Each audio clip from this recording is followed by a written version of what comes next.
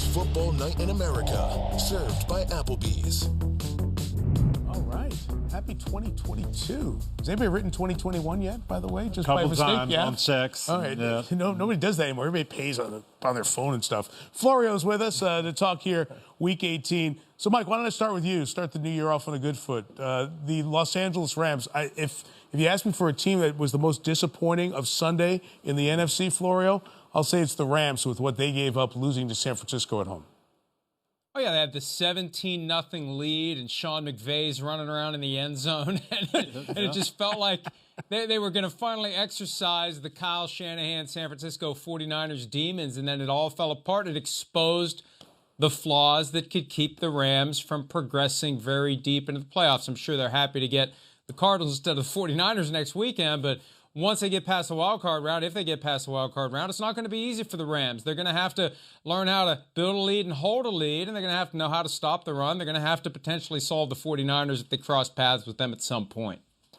Yeah, 2 years in a row, you lose 2 games to the 49ers. So we've got to change things around. We go out and get Matthew Stafford, Odell Beckham, Von Miller. Okay, now it's going to be different. Now we lose to them again, but this time you got a 17-point lead at home to finish them off, everything. And they met that energy level. We watched it, and you said, wow, man, the Rams came out there playing ball, but the same flaws showed up. They got pounded by the run. They couldn't run themselves and couldn't compete in the second half. And I'll pile on some more. When they had to stop the pass at the end, too, they couldn't do that either. So it was really a tale of two halves.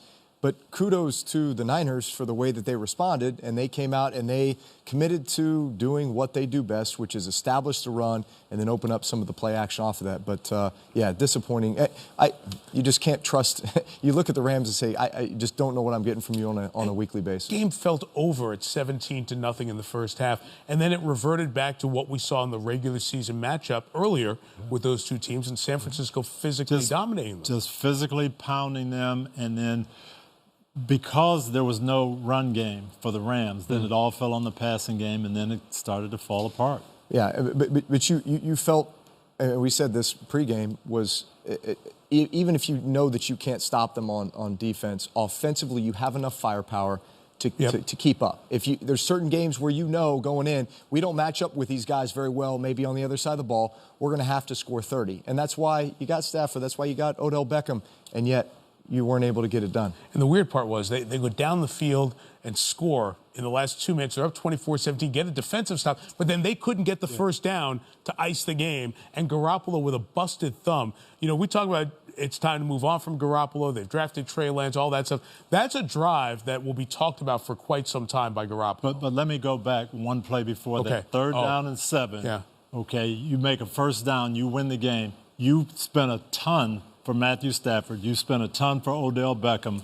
I'm not running the ball now on 3rd and 7 and saying, okay, that's why you got those guys. Let them play to win the game. So let's spin it. Mike Florio, the Arizona Cardinals and the Rams split this season. That becomes an NFC wildcard game that carries some intrigue. And here's an Arizona team that looked, for October and November like they were going to be the division champs. They have to go on the road now, but they have a confidence going in to play the Rams in this game. On the road is good. They've lost 5 straight games at home.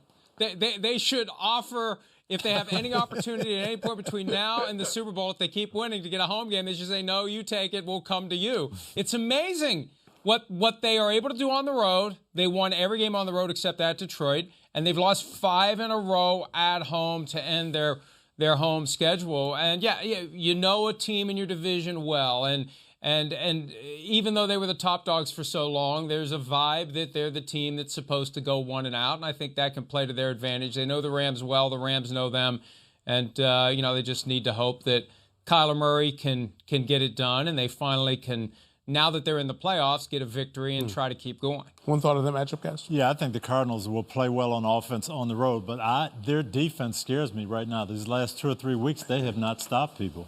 Yeah, I would say this just about this matchup specifically, though. They beat them pretty good early in the season in L.A.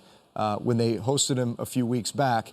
they made a bunch of mistakes on offense, turnovers and such, that really gave the Rams favorable opportunities to score points. It was a high-scoring game, but I like the Cardinals in this. I think they match up well, and to Mike's point, it's on the road.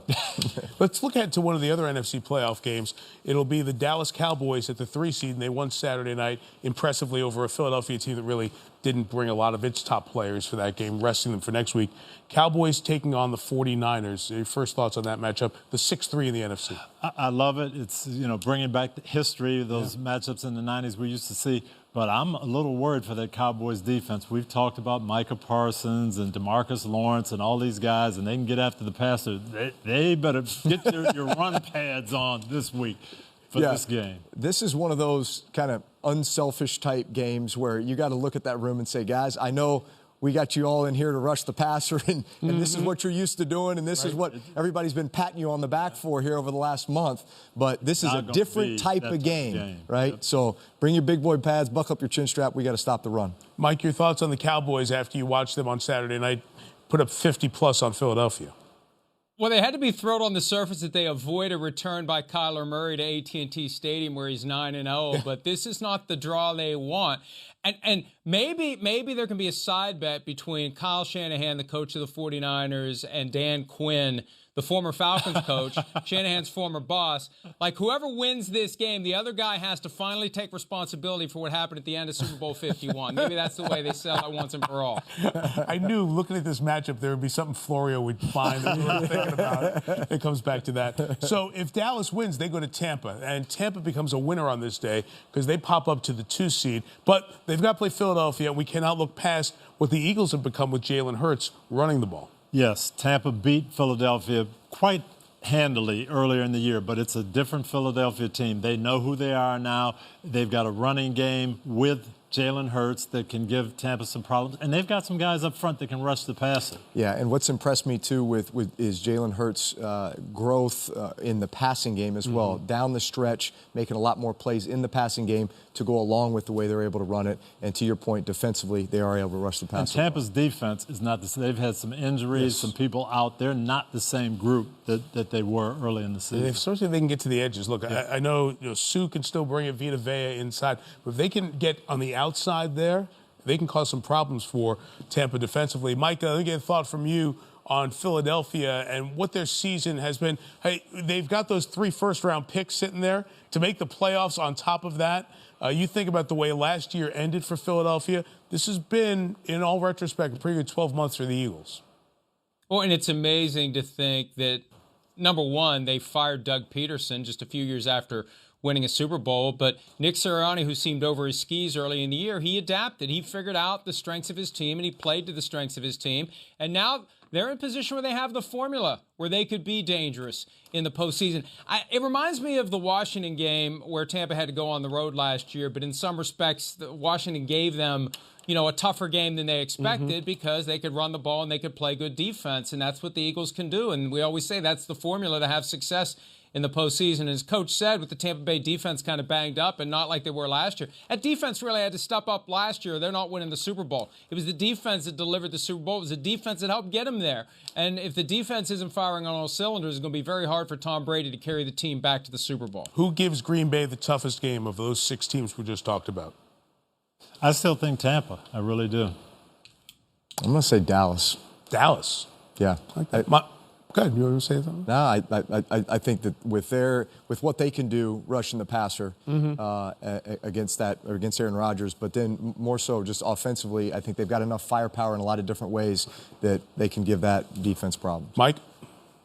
Yeah, I think Tampa, but it would be fascinating to have Mike McCarthy take the Cowboys to Lambeau Field. He's always looking for that angle. That would be great. Well, I'm not giving him credit for that.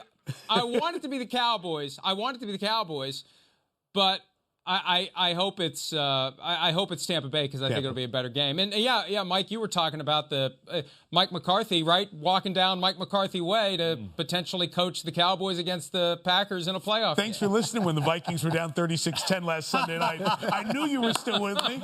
A block away from Lambeau's Mike McCarthy way. There's a street named after every Super Bowl winning coach. Last question, guys, as we wrap up. Drew, I'll start with you. In the AFC, sitting there watching those games and going, man, that team looks like they're just going to take off and they're unbeatable. So who can put together 3, or in Tennessee's case, 2 back-to-back games to get to the Super Bowl?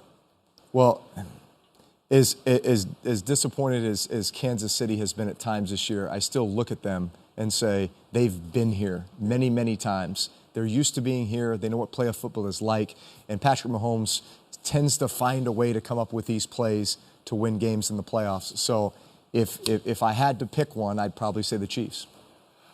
Tennessee, I think they're the team that doesn't beat themselves. And I'd just love to see Derrick Henry, though. If he's really Derrick Henry, then look out. But if not, they haven't been impressive to me offensively. Mike? Well, and that's the key. If Derrick Henry comes back as Derrick Henry without the wear and tear of playing in November and December and can throw guys around like we've seen him do, that's a huge edge for the Titans. I'm not ready to go to sleep on the Bengals, though. They've got that vibe. They've got that fearlessness. They've got that, they don't know what they don't know. They don't know they're not supposed to be there. They don't know they're not supposed to be good. They're just going to come out with swagger and see what they can do. It's been a long time since the Bengals won a playoff game. It was against the Oilers in the 1990 playoffs. That's the last time they won a postseason game. But this is the last group of Bengals players that is going to want to hear that. They weren't even alive then. They don't care. They're ready to write their own beginning. And it reminds me, as we think about the catch and the 49ers and the Cowboys and that Joe Montana documentary, it's on Peacock, gratuitous plug. The Bengals kind of have that vibe where they're not supposed to be there, but they don't care. And it's fascinating what they could do in the postseason if they can get hot. And they will start the playoffs on NBC and Peacock Saturday afternoon at 4:30 in the jungle. The jungle will be rumbling. So we look forward to the postseason. Half the division winners, 4 out of 8, are new. At least half the playoff teams are new. Crazy 2021 regular season. And now the 13 best games of the season, the playoffs. We look forward to watching it with you. Capping off with Super Bowl 56 on NBC.